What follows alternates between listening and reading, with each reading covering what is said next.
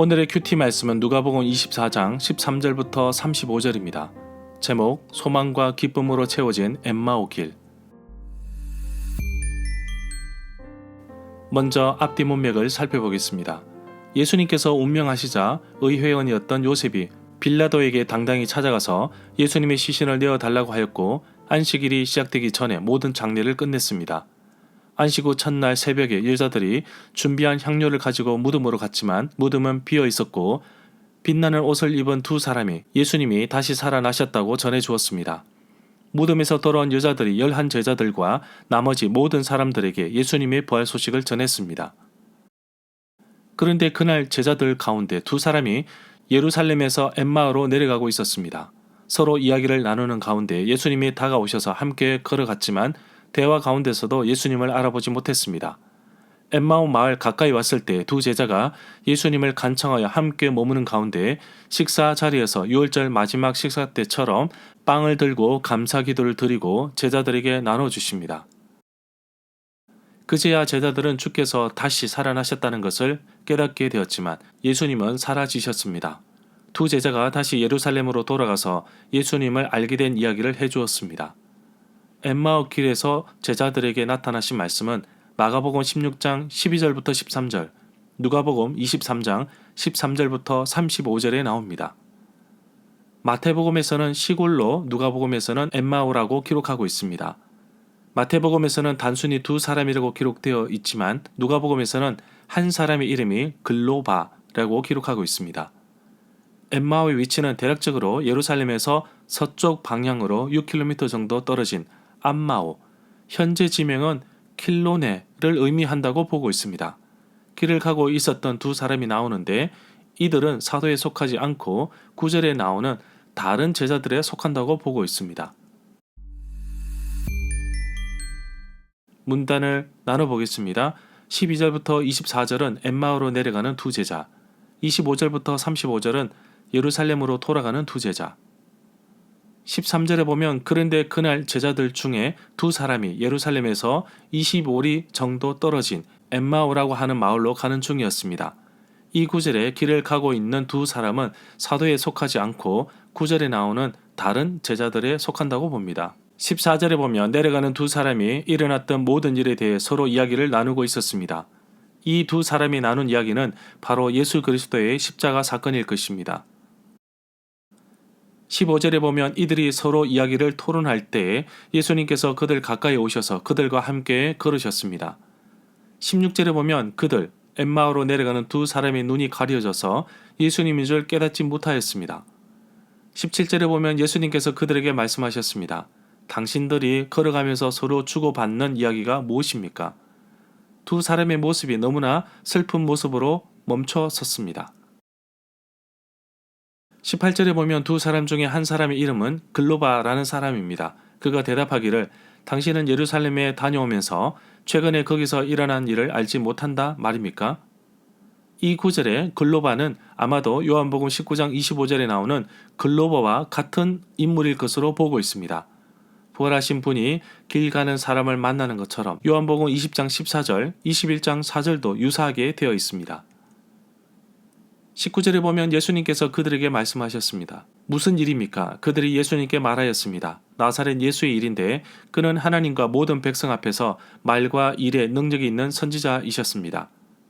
이 구절에 그는 선지자이거늘 이라고 하였는데 예수님에 대한 이러한 묘사는 메시아 인격과 사명에 대한 유대인들의 기대와 일치한다고 봅니다. 20절을 보면 그런데 대제사장들과 관리들이 그를 사형 판결에 넘겨주어 십자가에 못 박았습니다. 21절에 보면 우리는 이스라엘을 속량 구원할 분이 바로 그분이라고 바라고 기대했습니다. 뿐만 아니라 이 일이 일어난 지 벌써 3일째입니다. 21절에 보면 이 구절의 하반절에는 민속적인 사상이 표현되어 있다고 볼 수 있습니다. 하반절에 의하면 죽은 자의 생명의 영은 3일까지는 아직 시체 곁에 배회하는데 경우에 따라서는 다시 한번 그 시체 속으로 되돌아 들어온다는 민속적인 사상이 있었습니다. 그런데 그 두 사람은 제3일에 일어난 부활을 결코 예측하지 못했습니다. 22절에 보면 또 우리 중에 어떤 여자들이 우리를 놀라게 하였는데 이는 여자들이 새벽 일찍 무덤에 갔다가 23절에 보면 그의 시체를 보지 못하고 와서 그가 살아났다고 하는 천사들의 나타남을 보았다고 하였습니다. 이 사실을 재구성하면 여인들이 새벽에 예수님의 무덤을 찾았고 부활하신 소식을 듣고 무덤에서 돌아와 11사도와 다른 모든 이에게 알려주었지만 사도를 믿지 않았습니다. 아마 9절에 표현된 다른 모든 이에게 속한 사람들 가운데 엠마오로 가는 이들이 있었을 것으로 봅니다.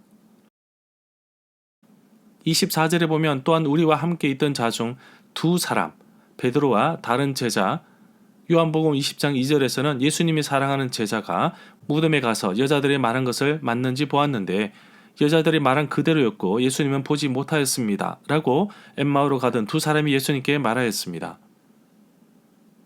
25절에 보면 그러자 예수님께서 엠마오로 가던 두 사람에게 말씀하셨습니다. 미련하고 어리석고 선지자들이 말한 것을 더디 믿는 자들이여. 이 구절은 예수님께서 슬픔에 잠긴 제자들에게 호되게 질책하는 장면입니다. 26절에 보면 그리스도가 이런 고난을 받고 자기의 영광에 들어가야 할 것이 아니겠느냐. 27절에 보면 이에 모세와 모든 선지자 예언자의 글로 시작해서 모든 성경에 쓰인 것이 바로 예수님에 관한 말씀인 것을 자세히 설명해 주었습니다. 이 구절에서 모세와 모든 선지자의 글은 히브리어 성경의 처음 두 부분을 의미한다고 봅니다. 또한 모든 성경은 히브리어 성경 전체를 의미한다고 봅니다. 부활하신 예수님께서 두 제자들을 성경을 이해할 수 있도록 인도하셨습니다. 이렇게 하여서 성경의 말씀이 냉랭한 마음이 뜨거운 마음으로 변하게 되었습니다.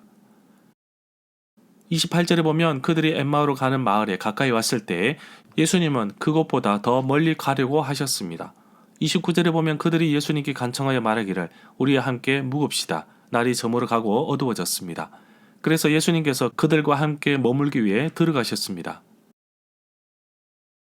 30절에 보면 그들과 함께 식사의 자리에서 떡을 가지시고 축사, 감사기도 하시고 떼어서 그들에게 주었습니다. 이 구절에 떡을 가지사 라는 말에서 알 수 있듯이 이러한 예수님의 행동은 최후의 만찬에서 했던 행동과 같습니다. 31절에 보면 그들의 눈이 밝아져서 예수님이신 것을 알아보았습니다. 그러나 예수님은 그들에게 보이지 않으셨습니다. 순간 사라지셨습니다. 32절에 보면 그들이 서로 이야기하기를 길에서 우리에게 말씀하시고 우리에게 성경을 풀어주실 때 우리의 마음이 뜨겁지 않았던가? 라고 하였습니다. 이 구절에서 뜨겁지 아니하더냐 라는 헬라어 의미는 불타지 아니하더냐 라는 뜻입니다. 33절에 보면 곧 그때 일어나서 예루살렘으로 돌아갔습니다. 11제자 및 그들과 함께한 자들이 모여 있었습니다. 34절에 보면 이들이 말하기를 주께서 과연 살아나시고 시몬에게 보이셨다고 하였습니다. 시몬, 베드로에게 나타나셨다는 말은 다른 복음서에서 보도된 곳이 없습니다. 그렇지만 여러 가지 전성에서 미루볼 때 그 현현은 처음이자 결정적인 현염이었음에 틀림없다는 사실이 부각된다고 보고 있습니다. 35절에 보면 그러자 두 사람도 길에서 있었던 일들을 이야기했습니다. 그리고 예수님께서 떡을 떼실 때 예수님을 알게 된 것을 이야기해 주었습니다.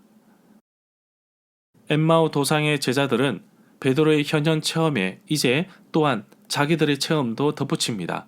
그 체험은 누가복음의 저자의 눈에 특별히 가치가 있는 것이었을 것입니다. 왜냐하면 그것은 자기 시대의 교회에게 부활하신 분을 만나고 그를 알아볼 수 있는 그들의 고유한 가능성에 관해서 중요한 것을 말해주기 때문으로 봅니다.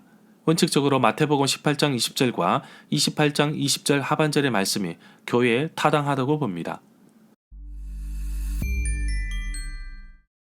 절마다 상세한 설명과 구절 해석, 핵심 내용과 중심 줄거리는 네이버 블로그에 올려져 있습니다. 내게 주시는 교훈입니다. 예수님의 죽으심은 많은 사람들에게 적지 않은 충격과 슬픔을 안겨주었습니다. 오늘 등장하는 두 사람 역시 슬픔에 잠겨 엠마오로 향하였습니다. 예수님은 그들과 동행하면서 예수님의 고난과 십자가와 부활에 대해서 말씀하셨고 두 제자는 예수님인 줄 알게 되었습니다. 그리고 자신들도 부활의 소식을 다른 사람들에게 알렸습니다. 예수님의 부활 소식이 나에게도 전해졌습니까? 그렇지 않다면 당신도 이들과 동일하게 실망과 좌절, 슬픔에 있을 것입니다. 나의 영적인 눈을 여셔서 살아계신 예수 그리스도를 온전히 바라보는 삶을 살게 하옵소서. 두 제자가 비로소 예수님을 만나고서 믿음의 눈을 뜨게 되었습니다. 엠마오로 내려왔지만 머물지 않고 일어나 예루살렘으로 달려가 예수님의 부활 소식을 전했습니다. 비로소 부활의 증인이 된 것입니다. 그리스도인으로 부활의 기쁨을 날마다 간직하며 살아가게 하옵소서. 나에게도 믿음의 눈을 뜨게 하셔서 복음을 전할 수 있도록 이끌어 주옵소서. 나의 삶에서 머물지 않고 꾸준히 복음을 전하기를 원합니다. 그 발걸음을 이끌어 주옵소서.